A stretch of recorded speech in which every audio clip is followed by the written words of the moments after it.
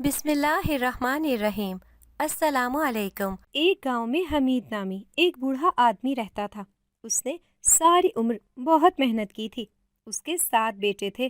اس نے بہت مشکلات برداشت کر کے انہیں پال پوس کر بڑا کیا تھا، مگر جب وہ جوان ہوئے اور اپنے پیروں پر کھڑے ہوئے تو باری باری اپنے ماں باپ کو چھوڑ کر الگ رہنے لگے۔ کسی ایک نے بھی بڑھاپے میں ان کا ساتھ نہ دیا اور وہ دونوں میاں بیوی اکیلے رہ گئے۔ یہی وجہ تھی کہ حمید اس بڑھاپے میں بھی محنت مزدوری کرتا تھا۔ وہ صبح کے وقت اپنی ٹیکسی لے کر نکلتا اور رات کو واپس آتا۔ نازیہ جو اس کی بیوی تھی، بیچاری بڑی مشکل سے پورے گھر کا کام کرتی، اپنے اور شوہر کے لیے کھانا بناتی۔ وہ دونوں سادگی سے گزارا کرتے۔ نازیہ کی کوشش ہوتی تھی کہ وہ اپنی ضروریات پوری ہونے کے بعد کوئی فضول خرچی نہ کرے اور کچھ پیسے ضرور جمع کرتی رہے۔ اس کی کوئی بیٹی تو تھی نہیں، لیکن جب بھی کسی بیٹے پر برا وقت آتا اور وہ اپنی ضرورت کا پیالہ لے کر ماں باپ کے گھر کا رخ کرتا تو وہ چپ چاپ بچائی ہوئی رقم بیٹے کی ہتھیلی پر رکھ دیتی اور خدا کا شکر ادا کرتے کہ اس نے اس قابل بنایا تھا کہ اپنی ضرورت کے وقت ہی صحیح مگر بیٹے کی مالی تنگی کا شکار ہوتے ہی ماں باپ کے گھر کا رخ کرتے تھے۔ ان کی نظر ماں باپ کے اس ٹوٹے مکان پر تھی جس میں وہ سر چھپا کر رہتے تھے۔ یہ بات وہ دونوں میاں بیوی اچھی طرح جانتے تھے، مگر اپنی فطری محبت سے مجبور تھے۔ کبھی کبھی حمید نازیہ سے کہتا کہ ہم دونوں نے کیسی قسمت پائی ہے کہ سارے بچے خود غرض نکلے، اپنے مطلب کے بغیر ماں باپ کے گھر کا رخ نہیں کرتے۔ ہمیں ایسا کرنا چاہیے کہ ان لوگوں سے منہ موڑ لینا چاہیے۔ ایسے تعلق کا کیا فائدہ جس میں محبت ہی نہ ہو، صرف ذاتی مفاد چھپا ہو۔ یہ سن کر نازیہ تڑپ جاتی، بولتی کیوں میرا دل دہلا رہے ہیں؟ چاہے جیسے بھی ہیں وہ ہمارے بچے ہیں۔ ہم دونوں نے ایک عمر لگا کر انہیں پروان چڑھایا ہے۔ ہمیں اپنے ظرف کو بلند رکھتے ہوئے ان کی غلطیوں کو نظر انداز کرنا چاہیے۔ ویسے بھی ماں باپ وہ گھنا درخت ہوتے ہیں جو گرم دھوپ سہ کر اپنے بچوں کو اپنے سائے میں رکھنا جانتے ہیں۔ میں نے سنا ہے کہ بیٹوں کے دل میں ماں باپ کی محبت ویسے بھی کم ہوتی ہے، اور بیٹی ہمارے نصیب میں نہیں تھی تو ہمیں چاہیے کہ قسمت کے لکھے کو قبول کریں۔ نازیہ بیچاری ٹھنڈی آہ بھر کر رہ جاتی تو حمید خاموشی ساتھ لیتا، جیسے بیوی کی بات سے 100% اتفاق کرتا ہو۔ ایک روز وہ شام کے وقت اپنا کام ختم کر کے گھر لوٹ رہا تھا۔ وہ جلد سے جلد گھر پہنچنا چاہتا تھا کیونکہ موسم کے تیور ٹھیک نہیں لگ رہے تھے۔ ایسا لگتا تھا کہ بادل برسنے کے لیے بے تاب ہیں۔ ہلکی بوندیں سڑک کو نم کرنے لگیں تو حمید نے گاڑی کی رفتار آہستہ کی تاکہ کسی قسم کے حادثے سے بچا جا سکے۔ سڑک ختم ہوئی تو ویران علاقہ شروع ہو گیا۔ یہاں پر کچا راستہ تھا، پتھریلے قسم کے اس راستے پر گاڑی چلانا مشکل ہو جاتا تھا، سو حمید نے گاڑی کو بمشکل اس راستے سے نکالا تو آگے جنگلات شروع ہو گئے۔ اس کے بعد آبادی والا علاقہ تھا، مگر لوگوں کی زیادہ گہما گہمی نہیں تھی۔ ابھی وہ اس راستے میں داخل ہی ہوا تھا کہ اسے ایک ڈھلتی عمر کے شخص نے ہاتھ کے اشارے سے روکا اور پچھلے راستے پر واپس چلنے کا کہہ کر ٹیکسی میں بیٹھ گیا۔ وہ آدمی دوستانہ طبیعت کا مالک تھا۔ کچھ ہی دیر میں اس کی حمید سے اچھی خاصی دوستی ہو گئی۔ اس نے جیب سے کئی نوٹ نکال کر حمید کی طرف بڑھائے اور جنگل کے قریب ٹیکسی رکوا کر اتر گیا۔ حمید نے حیران ہو کر پوچھا، یہاں سے گھر تک پیدل جانے کا ارادہ ہے کیا؟ بھائی میں تو کہتا ہوں ٹیکسی میں ہی بیٹھ جاؤ، میں اسی کرائے میں آپ کو آگے تک چھوڑ دوں گا۔ جنگل میں کہاں مارے مارے پھرو گے؟ میرا گھر یہیں پر ہے، وہ دیکھو درختوں کے برابر میں جو ایک چھوٹا سا گھر دکھائی دے رہا ہے وہ میرا ہی ہے، باقر نے کہا اور ہاتھ کے اشارے سے کچھ فاصلے پر موجود درخت کے برابر میں بنے چھوٹے سے گھر کی طرف اشارہ کیا۔ حمید نے حیرت سے اس کی طرف دیکھا اور خدا حافظ کہہ کر یہ سوچتا ہوا گھر کی طرف چل دیا کہ کوئی جنگل میں اتنا چھوٹا گھر بنا کر کس طرح رہ سکتا ہے۔ خیر وہ گھر پہنچا تو اس کے ذہن سے یہ بات نکل چکی تھی۔ نازیہ کو بخار تھا، سو اس بیچارے نے کچن میں جا کر اپنے اور اس کے لیے کھانا بنایا۔ دونوں کھانا کھا چکے تو وہ اسے دوائی دلانے کے لیے لے گیا۔ اگلے دن صبح کو حمید کا کام پر سے چھٹی کرنے کا ارادہ تھا۔ وہ گھر پر رہ کر گھر کے کام اور نازیہ کی دیکھ بھال کرنا چاہتا تھا۔ اس نے ناشتے کے برتن دھوئے ہی تھے کہ دروازے پر دستک ہوئی۔ اس نے دروازہ کھولا تو سامنے اس کا بڑا بیٹا حیدر چہرے پر غمگین تاثرات سجائے کھڑا ہوا تھا۔ حمید نے اسے اندر آنے کا کہا اور دروازہ بند کر دیا۔ وہ اندر آ کر ماں کے سرہانے بیٹھ گیا۔ نازیہ خوش ہو گئی کہ چلو کسی بیٹے کو تو اس کی طبیعت معلوم کرنے کا خیال آیا، مگر اس کی یہ خوش فہمی بھی جلد ہی دور ہونے والی تھی۔ وہ دل ہی دل میں خوشی سے پھولے نہیں سما رہی تھی۔ اس نے کمزوری اور نقاہت میں ہی مسکرا کر بیٹے کو دیکھا اور حال احوال پوچھنے لگی۔ نازیہ کے پوچھنے کی دیر تھی کہ حیدر رونے لگا۔ کیا بتاؤں میں، کیسی مصیبت مجھ پر آ پڑی ہے، وہ روتے ہوئے بمشکل بولا تو نازیہ نے اپنا دل تھام لیا۔ حیدر کے اس انداز پر جہاں اس کا دل دہلا تھا، وہیں کچن میں کام کرتے ہوئے پوری بات سنتا حمید اپنا کام چھوڑ کر یہاں ان کے پاس آ گیا تھا۔ کیا بات ہے پتر، خیر تو ہے؟ اس کے پیار بھرے انداز سے حیدر کو کچھ حوصلہ ملا اور وہ بولا، میرے چھوٹے بیٹے حسن کے دل میں ڈاکٹر نے سوراخ بتایا ہے، جس کی وجہ سے فوری طور پر اس کا آپریشن کرنا ہے، ورنہ اس کی جان کو خطرہ ہے۔ یہ بتا کر وہ ماں باپ کے سامنے بچوں کی طرح پھوٹ پھوٹ کر رونے لگا، جیسے کئی دنوں سے غبار دل میں موجود ہو، اور اب اپنی مہربان ہستیوں کو سامنے موجود پا کر وہ اپنا سارا غبار آنکھوں کے رستے باہر نکالنا چاہتا ہے۔ ایسی صورتحال میں بیٹے کو غمگین دیکھ کر حمید اور نازیہ کا دل بھر آیا۔ حمید نے بیٹے کو گلے لگا کر تسلی دی اور کہا، تم یہ آپریشن ضرور کرانا، تمہیں جتنے پیسوں کی ضرورت ہو مجھے بتانا۔ باپ کی دریا دلی پر حیدر بہت شرمندہ ہوا اور نگاہیں جھکا کر بولا، ڈاکٹر نے 3 لاکھ کا بندوبست کرنے کا کہا ہے۔ 1 لاکھ روپے میں نے رمشا کا زیور بیچ کر حاصل کر لیے ہیں، جبکہ 2 لاکھ ابھی مزید جمع کرنے ہیں۔ مجھے سمجھ نہیں آ رہا ہے کہ اس مشکل وقت سے میں کس طرح نکلوں گا۔ نازیہ نے بیٹے کی یہ بات سنی تو بولی، بے شک بوڑھا ہونے والا ہے اور بال بچوں دار ہے، مگر ایک بات یاد رکھ، جب تک تیرے ماں باپ زندہ ہیں کسی پریشانی پر تجھے اس طرح رونے کی ضرورت نہیں ہے۔ انشاءاللہ سب ٹھیک ہو جائے گا۔ جس طرح اچھا وقت جلدی گزر جاتا ہے، بالکل ویسے ہی برا وقت بھی گزر ہی جاتا ہے۔ ماں باپ کی تسلی سے حیدر کو کافی اطمینان ملا تھا۔ وہ کچھ دیر ان کے پاس بیٹھ کر واپس چلا گیا، مگر پیچھے ان دونوں کے لیے فکر اور غم کا پہاڑ چھوڑ گیا۔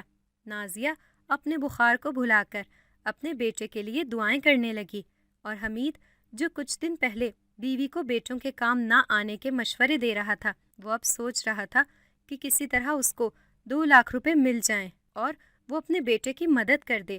انہی سوچوں میں گم وہ ٹیکسی لے کر گھر سے نکل گیا اور سوچتا رہا کہ کس طرح زیادہ سے زیادہ پیسے کمائے۔ نازیہ کا زیور تو وہ بیچ کر بیٹوں کی شادی پر لگا چکا تھا، اب ان کے پاس کوئی زیور بھی نہ تھا جسے بیچ کر وہ بیٹے کی مدد کر سکتا۔ لگتا ہے کہ آج قسمت ساتھ دینے کے موڈ میں نہیں ہے۔ تبھی بہت دیر تک ادھر ادھر ٹیکسی دوڑانے کے باوجود اسے کوئی سواری نہ ملی۔ وہ مایوس ہو کر ایک جگہ کھڑا ہو گیا اور جیب سے اپنا موبائل نکال کر باری باری اپنے دوسرے بیٹے کو فون کرنے لگا اور انہیں اپنے بڑے بیٹے کے حالات سے آگاہ کیا اور مدد کرنے کے لیے کہا، تو ان کے پاس اپنی مجبوریوں اور برے حالات کے رونے کے سوا کوئی آس امید کی ایک بات بھی نہ تھی۔ اسے اپنے سب بیٹوں کی طرف سے بہت مایوسی کا سامنا کرنا پڑا۔ وہ بہت بے دل ہوا اور اپنی ٹیکسی کی ڈگی سے ٹیک لگا کر کھڑے ہوئے نہ جانے کتنی دیر ہوئی تھی کہ اس کی آنکھوں سے آنسو بہنے لگے تھے۔ میں آپ کو کچھ دیر سے دیکھ رہا ہوں بابا، آپ بہت پریشان لگتے ہو، ایک شخص اس کے قریب آ کر بولا، تو حمید نے سر اٹھایا اور اس شخص کی طرف دیکھا جو دکھنے سے مڈل کلاس طبقے کا ایک فرد لگتا تھا۔ اس کے لباس پر سلوٹیں تھیں اور پاؤں میں معمولی سی چپل تھی۔ حمید نے سر سے پاؤں تک اس شخص کا جائزہ لیا اور دل میں سوچا، اس بیچارے غریب آدمی کو اپنی پریشانی بتا کر کیا دکھ دینا، لہٰذا وہ بولا، کوئی ایسی بات نہیں ہے بیٹا، بس ذرا مجھے چکر آ گئے تھے۔ وہ شخص حمید کے جھوٹ کو سمجھ گیا، بولا، میرا نام سانول ہے اور میرا گھر یہاں سے تھوڑے ہی فاصلے پر ہے۔ اگر ہم بیٹھ کر بات کریں اور آپ اپنی پریشانی مجھے بتائیں تو ہو سکتا ہے کہ میرے مشورے سے آپ کو فائدہ حاصل ہو سکے۔ میرے لیے یقیناً یہ ایک خوشی کی بات ہوگی۔ حمید نے اس کا شکریہ ادا کیا اور اس کو لے کر اپنی ٹیکسی میں بیٹھ گیا۔ پھر اس نے ساری کہانی اس شخص کو سنا دی۔ سانول پوری بات سن کر دکھ کا اظہار کرنے لگا اور بولا، میں 2 مہینے سے ایک اچھی ٹیکسی کی تلاش میں ہوں جسے میں خرید سکوں۔ کیا آپ مجھے اپنی ٹیکسی فروخت کرنا چاہیں گے؟ حمید کو یہ بات بہت پسند آئی اور وہ فوراً بولا، ہاں ہاں کیوں نہیں، اگر تم مجھے 2 لاکھ روپے دو تو میں یہ ٹیکسی بیچنے کے لیے تیار ہوں۔ اس طرح حمید نے ٹیکسی بیچ کر اپنے بیٹے کی ضرورت پوری کر دی۔ نازیہ بیٹے کی ضرورت پوری ہونے پر جہاں خوش تھی وہیں غمزدہ بھی تھی کہ اب دونوں کا گزارا کس طرح ہوگا۔ یہی پریشانی حمید کو اندر ہی اندر کھائے جا رہی تھی اور 2 دن ہی گھر رہ کر اسے شدید بوریت محسوس ہونے لگی تھی۔ تیسرے دن وہ پیدل ہی گھر سے نکل گیا۔ وہ چلتے ہوئے جنگل کے رستے کی طرف نکل آیا۔ وہ جنگل میں اداس پھرتا رہا اور ساتھ دل ہی دل میں دعا کرتا رہا تھا کہ وہ جلد اپنی اس پریشانی سے نکل جائے اور اسے کوئی چھوٹا موٹا کام مل جائے۔ وہ بہت دیر تک جنگل میں کسی بھٹکے ہوئے مسافر کی طرح چلتا رہا۔ جب کافی دیر ہو گئی اسے تھکن اور شدید بھوک محسوس ہونے لگی تو وہاں سے نکل کر گھر جانے کے لیے درختوں کے جھنڈ سے نکلا۔ جیسے ہی اس نے جنگل سے باہر قدم رکھا اس کی نظر اپنے دوست باقر پر پڑی۔ وہ اسے وہاں دیکھ کر مسکرا دیا تھا اور خوش ہو کر بولا، آئیے جناب، ہمیں آپ کی ہی تلاش تھی، بہت دن ہو گئے ملاقات نہیں ہوئی۔ وہ بہت محبت سے اصرار کر کے اس کو اپنے گھر لے گیا۔ حمید نے ایک دنیا دیکھی تھی اور اسے انسانوں کے سب رنگ معلوم تھے۔ وہ اس گھر میں قدم رکھتے ہی سمجھ گیا تھا کہ یہ کوئی انسانی گھر نہیں ہے۔ اس گھر کی ویرانی اور اجاڑ پن دیکھ کر اس سے بخوبی اندازہ ہو گیا تھا کہ یہ جنات کا گھر ہے۔ اس نے باقر کی آنکھوں میں دیکھا تو اس کی آنکھوں کی چمک اور معنی خیزی دیکھ کر بھی صاف سمجھا جا سکتا تھا کہ وہ ایک جن ہے، مگر یہ جاننے کے باوجود بھی حمید نے کسی قسم کی حیرت کا اظہار نہیں کیا، کیونکہ وہ اچھی طرح جانتا تھا کہ دنیا میں انسانوں کی طرح جنات بھی اپنا وجود رکھتے ہیں۔ باقر نے اسے بہت عزت سے بٹھایا اور یہ کہہ کر باہر نکلا کہ آپ پہلی بار میرے گھر تشریف لائے ہیں، میں آپ کی تواضع بہت اچھے انداز سے کرنا چاہتا ہوں۔ اسے 1 منٹ بھی نہیں گزرا تھا کہ باقر واپس آیا اور اس کے ہاتھ میں کھانے کی ایک بڑی ٹرے تھی جس سے دل فریب مہک اٹھ رہی تھی۔ اس کی اشتہا انگیز خوشبو جو کسی بھی انسان کے ہوش اڑانے کے لیے کافی تھی۔ حمید کو یہ سن کر حیرت ہوئی کہ باہر کھانا پکانے کا نام و نشان بھی نہ تھا اور نہ ہی اس نے کسی کو باہر کام کرتے دیکھا تھا۔ کھانا کھانا شروع کریں میاں صاحب، باقر نے پیار بھرے انداز میں کہا تو حمید نے کھانا کھانا شروع کیا۔ کھانے کا ذائقہ خوشبو سے کہیں زیادہ لذیذ تھا۔ حمید نے دل بھر کر کھانا کھایا۔ کھانے کے بعد باقر نے ایک مزیدار مشروب پیش کیا۔ اس کے بعد کچھ دیر گپ شپ کے بعد حمید نے جانے کے لیے اجازت چاہی تو باقر اسے چھوڑنے کے لیے گھر سے باہر آیا۔ اس نے باہر قدم رکھا تو اس کی حیرت کی انتہا نہیں رہی کہ ایک بالکل نئی ٹیکسی سامنے کھڑی ہوئی تھی۔ پہلے پہل حمید یہ سمجھا کہ شاید یہ کسی دوسرے ڈرائیور کی ہو اور اس کا مالک آس پاس ہی کہیں موجود ہوگا، مگر اس کی حیرت کی انتہا نہیں رہی جب باقر نے کہا، پیدل کیوں جاتے ہیں حمید صاحب، یہ ہماری طرف سے آپ کے لیے تحفہ ہے، اس کو اپنے ساتھ لے جائیے۔ حمید نے بے یقینی سے باقر کی طرف دیکھا تو اس نے گردن ہلا کر اپنی بات کی گویا تصدیق کر دی۔ حمید جو کچھ دیر پہلے پریشانی کی انتہاؤں پر تھا، اسے ایسا محسوس ہوا جیسے اس کے سر سے غم کا بادل چھٹ گیا ہو۔ اسے اپنا وجود ہلکا پھلکا محسوس ہونے لگا۔ اس نے آگے بڑھ کر باقر کے ہاتھ تھامے اور بولا، تمہارا بہت شکریہ باقر بھائی، تم میرے لیے ایک جن نہیں بلکہ فرشتہ ثابت ہوئے ہو۔ اس کی آنکھوں میں خوشی کے آنسو دیکھ کر باقر نے اسے گلے لگایا اور کہا، انسان ہوں یا جن، اگر اس کے اندر دوسروں کا درد سمجھنے کی قوت نہ ہو وہ کبھی بھی نیکیاں نہیں سمیٹ سکتا۔ حمید نئی ٹیکسی میں بیٹھا اور گھر کی طرف روانہ ہو گیا۔ گھر جا کر جب اس نے یہ خوشخبری نازیہ کو سنائی تو وہ بہت خوش ہوئی اور ہاتھ اٹھا کر باقر کو بے شمار دعائیں دیں۔ وہ دونوں بہت خوش تھے، جیسے کسی بچے کو اس کا من پسند کھلونا مل گیا ہو۔ اگلے روز حمید اپنے مقررہ وقت سے پہلے ہی صبح اٹھ گیا تھا۔ ناشتہ کرنے کے بعد وہ کام پر روانہ ہوا۔ اس کی نئی ٹیکسی دیکھ کر سواریوں کی توجہ بہت جلدی اس کی جانب گئی اور اسے منہ مانگا کرایہ دیا۔ اس طرح اس کا یہ دن بہت اچھا گزرا۔ ایک دن میں اس کے پاس اس کے عام دنوں کی 3 دن کی کمائی کے برابر پیسے جمع ہو گئے تھے۔ سورج ڈھلا تو وہ خوشی خوشی اپنے گھر کی جانب گاڑی چلانے لگا۔ وہ ابھی جنگل والے راستے سے کچھ فاصلے پر تھا کہ اسے لال رنگ کے لباس میں ایک لڑکی کھڑی دکھائی دی، جس نے دوپٹے کے پلو سے اپنا چہرہ چھپایا ہوا تھا۔ اس کا ہاتھ زخمی تھا اور اس سے خون ٹپک رہا تھا۔ اس نے اپنے زخمی ہاتھ کے اشارے سے حمید کو روکا اور کچھ کہے بغیر پچھلی سیٹ کا دروازہ کھول کر ٹیکسی میں بیٹھ گئی۔ کہاں جانا ہے بیٹا؟ حمید نے پوچھا تو وہ خاموش رہی۔ وہ یہی سمجھا کہ یہ شاید گونگی ہے اور بول نہیں سکتی۔ وہ خاموشی سے اسی راستے پر چلتا رہا۔ جنگل شروع ہوا تو باقر کے گھر کے سامنے اس لڑکی نے ہاتھ کے اشارے سے گاڑی رکوائی۔ اس لڑکی کا رخ باقر کے گھر کی طرف تھا۔ حمید نے حیرت سے اس کو دیکھا۔ اس کے دل میں نہ جانے کیا بات آئی کہ وہ گاڑی سے اترا اور اس لڑکی کے پیچھے اس کو روکنے کے لیے گیا۔ سنو بیٹا، اس گھر میں نہیں جاؤ، یہاں انسانوں کا بسیرا نہیں۔ وہ اسے روکنے کے لیے بولا، لیکن اس کی بات پوری ہی نہ ہوئی تھی کہ آواز ہی دب گئی۔ وہ لڑکی باقر کے گھر کے سامنے جا کر غائب ہو گئی تھی۔ حمید نے یہ دیکھا تو اسے جھرجھری سی آ گئی۔ وہ واپس مڑا اور تیزی سے ٹیکسی کی طرف دوڑ کر اس میں بیٹھ گیا۔ اس نے پچھلی سیٹ پر ایک نظر ڈالی تو اس کی حیرت کی انتہا نہیں رہی۔ جس سیٹ پر وہ لڑکی بیٹھی ہوئی تھی وہ پوری سیٹ خون سے بھری ہوئی تھی۔ یہ دیکھ کر حمید کو گھبراہٹ سی ہونے لگی۔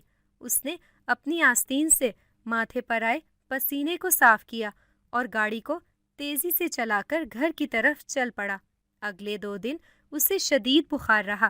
وہ نازیہ کو پوری بات بتا چکا تھا۔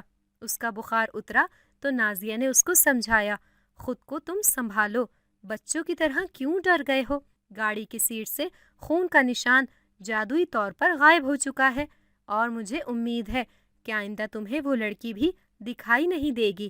وہ بہت دیر تک اس کے پاس بیٹھ کر اسے سمجھاتی رہی۔ حمید بھی یہ بات اچھی طرح سمجھ گیا تھا کہ ان چند واقعات سے ڈر کر پوری زندگی تو نہیں گزاری جا سکتی۔ اسے ہمت کر کے کام پر دوبارہ جانا ہی تھا، لہٰذا اس نے اگلے ہی دن ہمت کی اور صبح کے وقت ٹیکسی کو لے کر نکل گیا۔ یہ دن بھی پہلے دن کی طرح ہی بہت اچھا گزرا تھا۔ اس کی اچھی خاصی کمائی ہوئی تھی۔ شام ہوئی تو معمول کے مطابق وہ گھر واپس جا رہا تھا۔ آج بھی اسے وہ لڑکی پہلے دن کی طرح دکھائی دی اور اس نے چپ چاپ گاڑی میں بیٹھ کر باقر کے گھر کے سامنے تک کا سفر کیا۔ آج حمید خاموش رہا تھا اور اس نے اس لڑکی سے کوئی سوال نہیں کیا تھا۔ وہ اچھی طرح سمجھ چکا تھا کہ اس کا تعلق انسانوں سے نہیں ہے۔ آج بھی وہ ٹیکسی کی سیٹ پر خون لگا ہوا تھا اور پھر یہ روز کا ہی معمول بن گیا۔ حمید اس زخمی لڑکی کو اپنی روٹین کا ایک حصہ سمجھنے لگ گیا تھا اور اسے کسی قسم کی بالکل حیرت نہیں ہوتی تھی۔ ایک دن واپسی پر اسے لڑکی دکھائی نہ دی تو وہ پریشان ہو گیا۔ وہ باقر کے گھر کے سامنے کچھ دیر کے لیے رکا اور اس کے گھر جا کر اس انجان لڑکی کی خیریت معلوم کرنا چاہتا تھا کہ اس کی نظر باقر کے گھر پر پڑے ایک موٹے سے تالے پر پڑی اور وہ مایوس سا آگے بڑھ گیا۔ اس نے گھر جا کر پوری بات نازیہ کو بتائی تو اسے بھی حیرت ہوئی اور وہ اس انجان لڑکی کے لیے خیریت کی دعا کرنے لگی۔ اگلی صبح حمید باقر سے مل کر اس لڑکی کی حقیقت جاننے کا پورا ارادہ کر چکا تھا، اس لیے وہ سیدھا باقر کے گھر پہنچا تو دروازہ کھلا دیکھ کر وہ اندر داخل ہو گیا۔ ایک عجیب سی مہک نے اس کا خیر مقدم کیا تھا، جسے نظر انداز کرتے ہوئے وہ کمرے میں داخل ہوا تو اسے حیرت کا ایک جھٹکا لگا۔ باقر زار و قطار رو رہا تھا اور روتے ہوئے ایک ہی التجا کر رہا تھا، مجھے معاف کر دو میری بیٹی، مجھے معاف کر دو میری پیاری بیٹی، خدا کے لیے مجھے معاف کر دو۔ وہ التجا کرنے میں اتنا مگن تھا کہ اس کی نظر کمرے میں داخل ہوتے حمید پر بھی نہ پڑی تھی، یا شاید وہ اس وقت کچھ بھی دیکھنے کے حق میں نہیں تھا۔ حمید آگے بڑھا اور اپنے دوست کے کندھے پر ہاتھ رکھا اور بولا، کیا بات ہے میرے دوست، مجھے اس طرح رونے کی وجہ بتاؤ۔ میں اس قابل تو نہیں، مگر ہو سکتا ہے تمہارے کسی کام آ سکوں۔ یہ سن کر باقر نے اپنے آنسو صاف کیے اور بولا، ایک مجرم باپ کی کہانی کیا سنو گے حمید صاحب؟ یہ کہہ کر باقر نے آہستہ آواز میں اپنی کہانی سنانا شروع کی۔ سونی میری بہت پیاری اور لاڈلی بیٹی تھی۔ اس کی ماں کے انتقال کے بعد میں نے اس کو اپنی جان سے زیادہ عزیز رکھا تھا۔ انسان ہو یا جن، والدین ہونا ہمیشہ سے ہی سراپا رحمت رہا ہے، لہٰذا میرے لیے میری سونی سے بڑھ کر اس دنیا میں کچھ بھی نہ تھا۔ میں نے پوری کوشش کی کہ اسے جنات کی طرح جینا سکھاؤں، مگر اسے انسانوں میں بہت دلچسپی تھی۔ وہ راتوں کو بہت دیر تک میرے سے انسانوں کی کہانیاں سنا کرتی تھی۔ وہ کچھ بڑی ہوئی تو اس نے گھومنا پھرنا شروع کر دیا۔ میرے وہم و گمان میں بھی نہیں تھا کہ وہ انسانوں میں اتنی زیادہ دلچسپی رکھتی ہے اور ان کے طور طریقوں کو پسند کرتی ہے۔ ایک دن سونی ایک اسکول سے باہر کھڑی ہو کر وہاں سے نکلتے بچوں کو بڑے غور سے دیکھ رہی تھی۔ دو بچیاں جو ہاتھوں میں ہاتھ ڈالے اسکول سے نکل کر ایک چھوٹی سی گلی میں داخل ہو گئی تھی۔ سونی کو ان بچوں میں بہت دلچسپی محسوس ہوئی اور وہ ان کے پیچھے پیچھے چل دی۔ دونوں بچیاں اپنے گھر میں داخل ہو گئیں تو سونی بھی ایک بچی کے پیچھے اس کے گھر کے اندر چلی گئی۔ وہ بچی، جس کا نام رواحہ تھا، بہت خوبصورت تھی اور وہ اپنی سوتیلی ماں کے ساتھ رہتی تھی۔ اس کی ماں بڑی ظالم اور نکچڑی عورت تھی۔ وہ اپنی رواحہ سے پورے گھر کا کام کرواتی تھی۔ وہ اسکول سے واپس آنے کے بعد پورا دن گھر کا کام کرتی۔ اس کو اپنے اسکول کا کام کرنے کا بھی بالکل بھی وقت نہیں ملتا تھا۔ ان حالات میں جب اسے سونی کا ساتھ اور دوستی ملی تو وہ بہت خوش ہوئی اور دونوں پکی سہیلیاں بن گئیں۔ سونی، جو جن زادی ہونے کی وجہ سے کسی کو دکھائی نہیں دیتی تھی، منٹوں میں رواحہ کے ساتھ مل کر اس کا کام ختم کروا دیتی اور پھر دونوں سہیلیاں بہت دیر تک کھیلتی رہتیں۔ رواحہ کی ماں کو اور کیا چاہیے تھا؟ گھر کے کام بھی جلدی ہو جاتے اور اسے اکیلے ہنستے کھیلتا دیکھ کر وہ یہی سمجھتی کہ رواحہ کو اکیلے کھیلنے کی عادت ہو گئی ہے۔ اس نے اس پر کوئی خاص توجہ نہیں دی اور نہ ہی اس بات کا کوئی نوٹس لیا۔ 2 سال اس طرح گزر گئے۔ میں بھی خوش تھا کہ چلو سونی کو کوئی دوست مل گئی ہے۔ دونوں کی زندگی میں ہی ماں کی کمی تھی۔ دونوں ایک دوسرے کا درد سمجھتی تھیں، دونوں کی خوب گاڑھی چھنی۔ اس دن رواحہ کے باپ کی طبیعت خراب تھی اور وہ کام پر نہیں گیا تھا۔ رواحہ باپ کو دیکھ کر غم زدہ تھی اور اس نے اس دن اسکول کی چھٹی کر لی تھی۔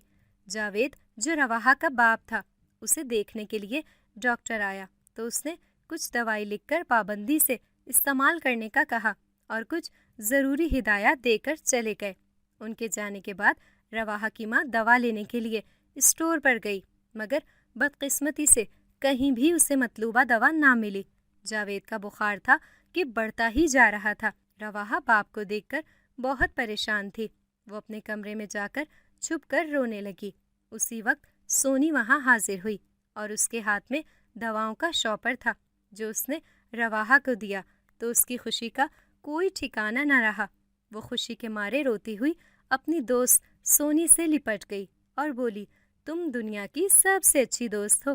میرے بابا کہتے ہیں کہ اچھا دوست وہ ہے جو مشکل وقت میں کام آئے۔ تم برے وقت میں میرے کام آئی ہو۔ آئی لو یو سونی۔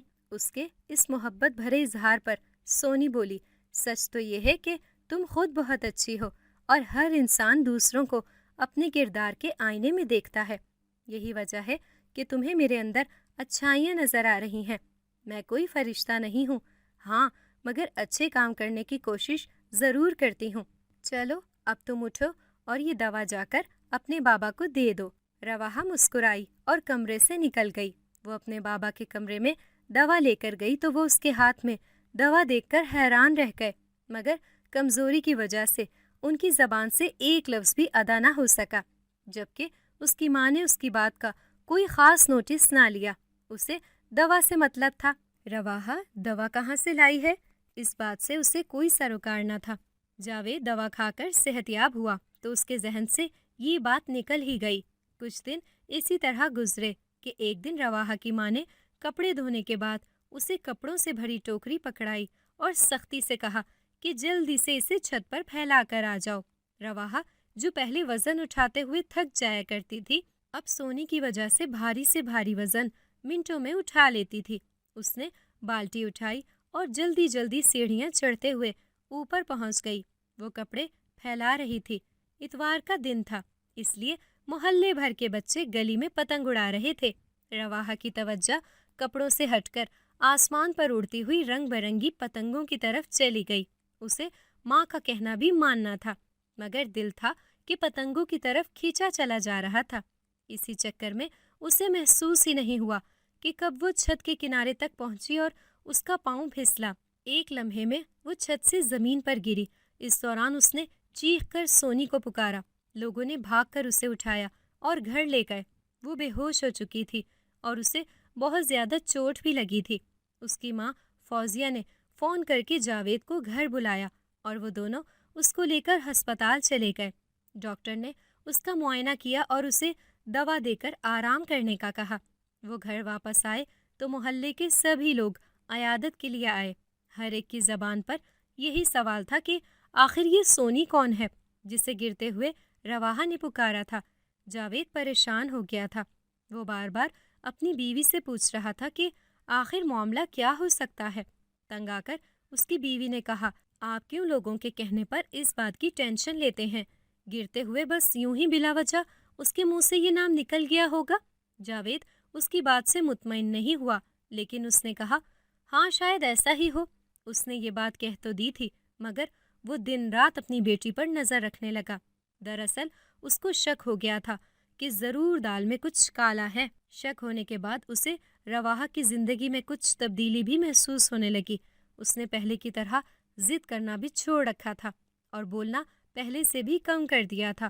ایک رات اسے پیاس لگی تو وہ اٹھ کر پانی پینے کے لیے کچن میں گیا تو رواحہ کے کمرے کے دروازے کے سامنے سے گزرتے ہوئے اسے رواحہ کی آواز سنائی دی۔ وہ کسی سے باتیں کر رہی تھی، مگر کمرے میں اس کے علاوہ کوئی موجود نہیں تھا۔ اس نے دروازے سے کان لگا کر باتیں سننا چاہی تو اس نے محسوس کیا کہ رواحہ اس انداز میں باتیں کر رہی ہے جیسے کوئی بہت پرانا دوست اس کے ساتھ موجود ہو۔ دکھ کی ایک لہر جاوید کے دل میں دوڑ گئی۔ وہ کچھ کہے بغیر ہی کچھ سوچ کر اپنے بیڈ روم میں چلا گیا۔ وہ بستر پر لیٹ کر سوچنے لگا کہ رواحہ کی ماں کے مرنے کے بعد اس کی پوری کوشش کے باوجود بھی رواحہ کی زندگی میں ایک خلا رہ گیا ہے جو وہ اس سے شدید محبت کرنے کے باوجود پورا نہ کر سکا تھا۔ فوزیہ رواحہ کی ماں کے مرنے کے بعد ان کی زندگی میں شامل ہوئی تھی۔ اس نے جاوید کو تو اپنا شوہر مان لیا تھا، مگر رواحہ کو اپنی بیٹی ابھی تک تسلیم نہیں کیا تھا۔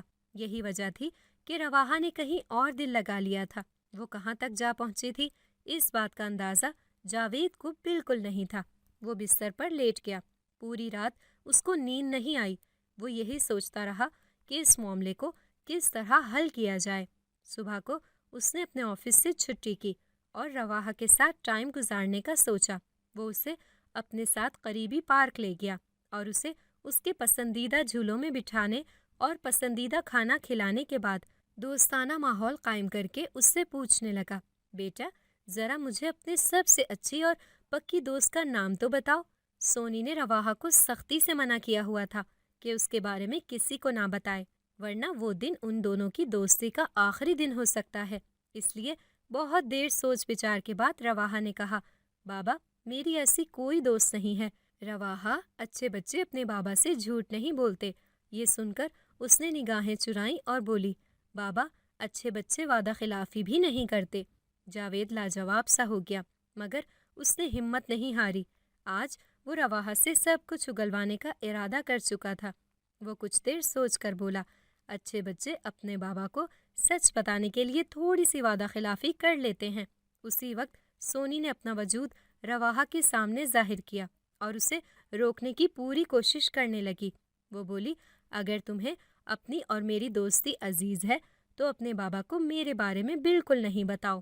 یہ سن کر رواحہ بولی، سونی مجھے اپنے بابا کو بتانے دو، وہ ہم دونوں کے بارے میں جان کر خوش ہوں گے، اور مجھے یقین ہے کہ بابا ہماری دوستی کے بارے میں جان کر بالکل غصہ نہیں کریں گے۔ میرے بابا دنیا کے سب سے اچھے بابا ہیں۔ دیکھو، اسی لیے تو مجھے پارک بھی لے کر آئے ہیں۔ آج میں نے بہت مزہ کیا ہے، رواحہ نے دوسری طرف منہ کر کے کہا۔ تو جاوید کو حیرت ہوئی، مگر اس نے حیرت کا اظہار کیے بغیر کہا، یہ تم کس سے باتیں کر رہی ہو بیٹا؟ اپنی دوست سونی سے۔ یہ دیکھیں بابا، یہ میرے سامنے ہی کھڑی ہے۔ سونی کیا آپ کو نظر نہیں آ رہی ہے؟ بابا، سونی کسی اور کو نظر کیوں نہیں آتی؟ رواحہ نے پوچھا تو جاوید کے چہرے کے تاثرات ہی بدل گئے۔ ضبط کرنے کے باوجود بھی اس کا چہرہ سرخ ہو گیا اور وہ اس جانب منہ کر کے بولا جس طرف اشارہ کر کے رواحہ بات کر رہی تھی۔ دیکھو بیٹا، تم جو کوئی بھی ہو، میری بیٹی کا پیچھا چھوڑ دو اور اس دوستی کو یہیں ختم کر دو۔ تمہارا اور میری بیٹی کا دوستی کرنے کا کوئی جوڑ نہیں ہے۔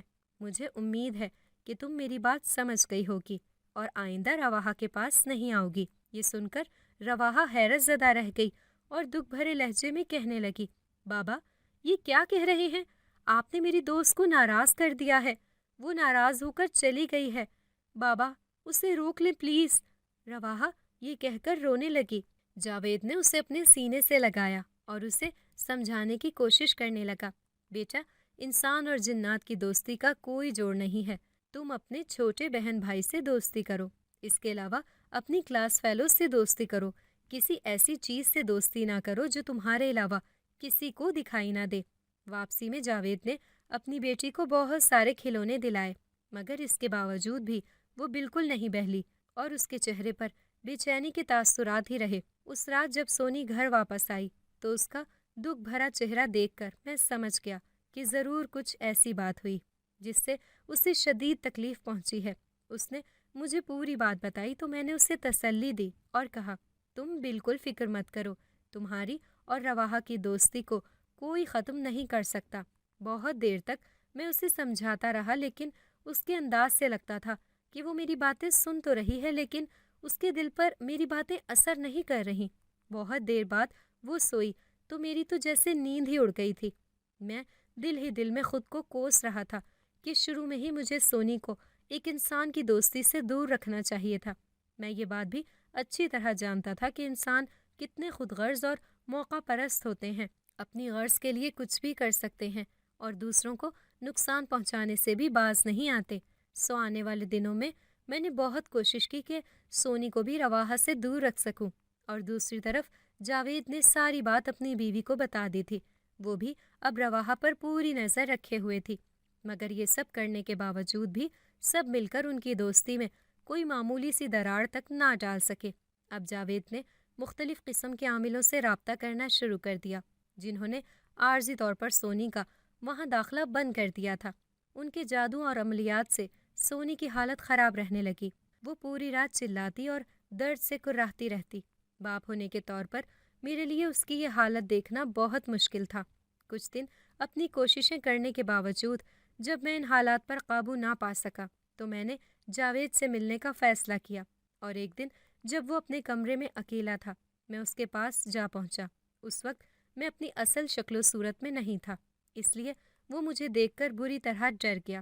میں نے کہا، تسلی رکھو، میں تمہارا کچھ بگاڑنے کے لیے نہیں آیا ہوں۔ میں تمہیں صرف یہ بات سمجھانے کے لیے آیا ہوں کہ اچھا ہوگا کہ سونی اور رواحہ کی دوستی میں تم بیچ میں نہیں آؤ۔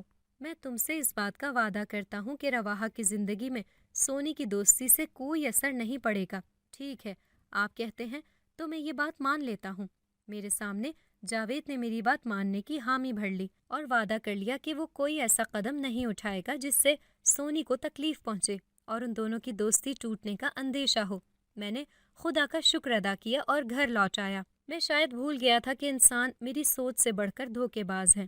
جاوید نے بظاہر تو وعدہ کر لیا تھا، مگر دل ہی دل میں وہ کچھ اور پلان کر رہا تھا۔ اس نے بنگلہ دیش میں اپنے کسی پرانے دوست کو فون کیا اور اس سے کسی عامل کا پتہ لے کر وہاں پہنچ گیا۔ وہ بنگالی عامل جس کا نام مہروش تھا، اپنے جادو کی بدولت بہت مشہور تھا، اور دور دراز علاقوں سے لوگ اس کے پاس اپنے مقاصد میں کامیاب ہونے کے لیے آتے تھے، اور پیسوں کے عوض وہ اپنے جادو کے زور پر غلط طاقتوں کا استعمال کرتے ہوئے ان لوگوں کے حق میں پانسا پلٹ دیتا تھا۔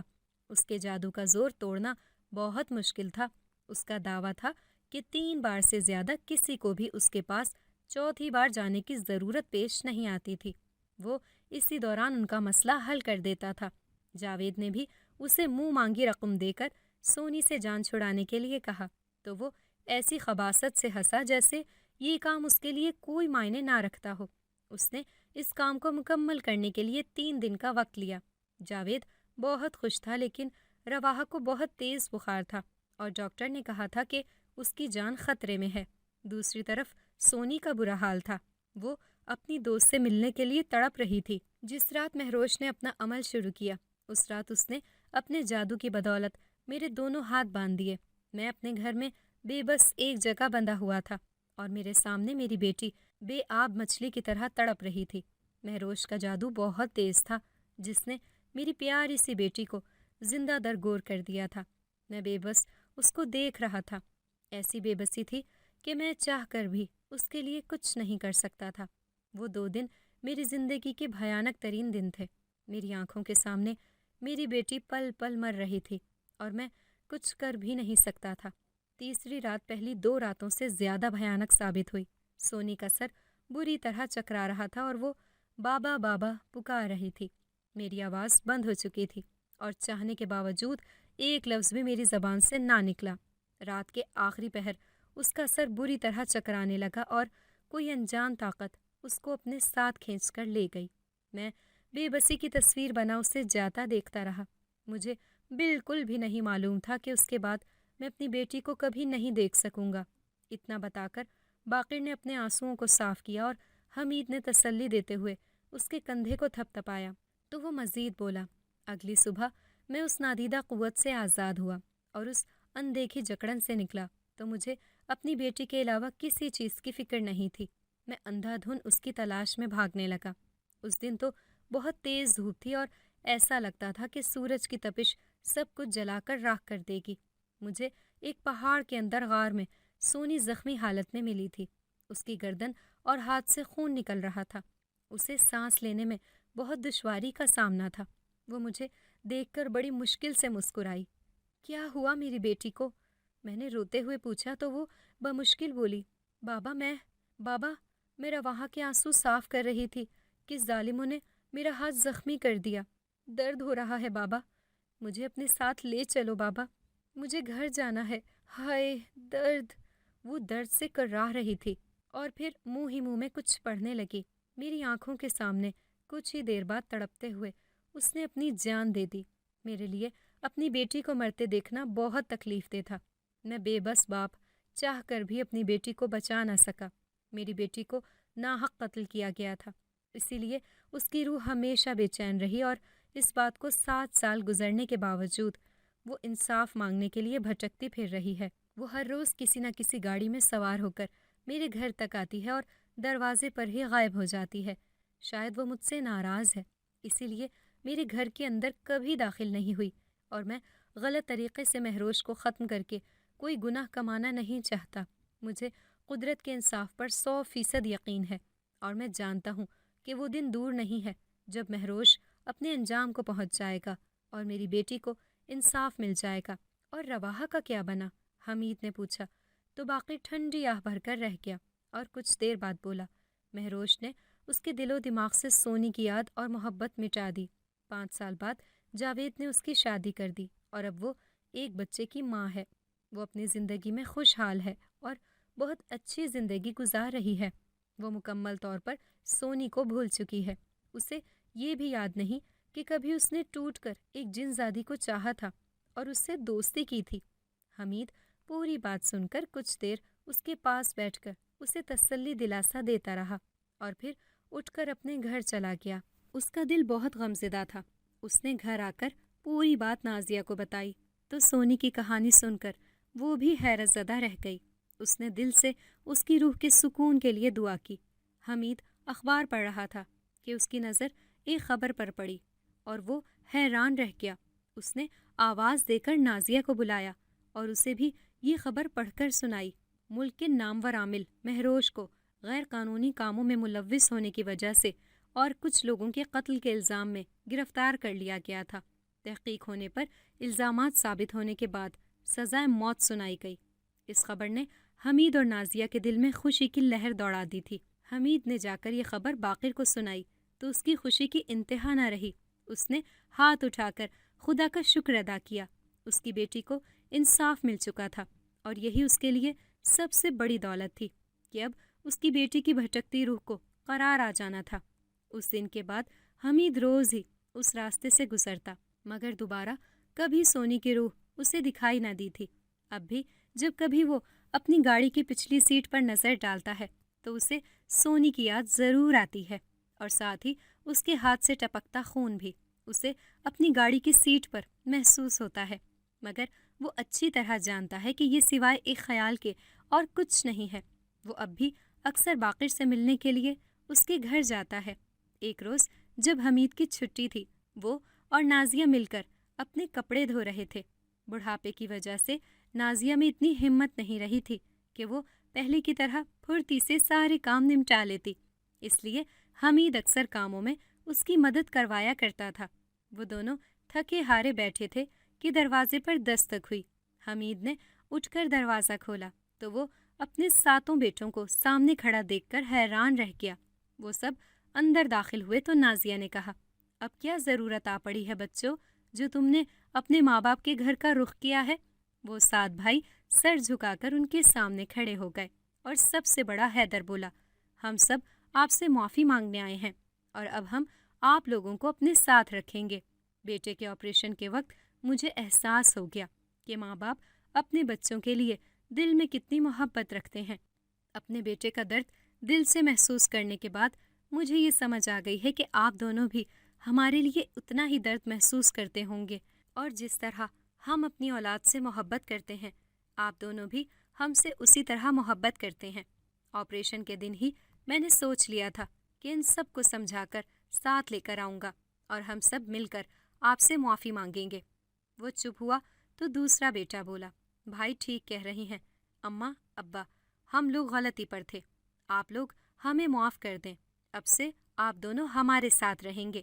یہ تیسرے بیٹے کی آواز تھی۔ حمید اور نازیہ کو اپنی آنکھوں پر یقین ہی نہیں آ رہا تھا، اور نازیہ تو یہ سوچ رہی تھی کہ یہ کوئی خواب ہے اور اس کی ابھی کچھ ہی دیر میں آنکھ کھل جائے گی، مگر جب اس کا سب سے چھوٹا بیٹا آ کر اس کے قدموں میں بیٹھا اور پاؤں پکڑ کر معافی مانگنے لگا تو اسے احساس ہوا کہ یہ کوئی خواب یا خیال نہیں ہے بلکہ یہ ایک حقیقت ہے۔ ان دونوں نے باری باری سب بیٹوں کو گلے لگایا اور پیار سے اندر کمرے میں بٹھایا۔ پھر وہ سب بحث کرنے لگے۔ ہر ایک لڑکے کا یہی خیال تھا کہ وہ اپنے گھر میں ماں باپ کو رکھنا چاہتا ہے۔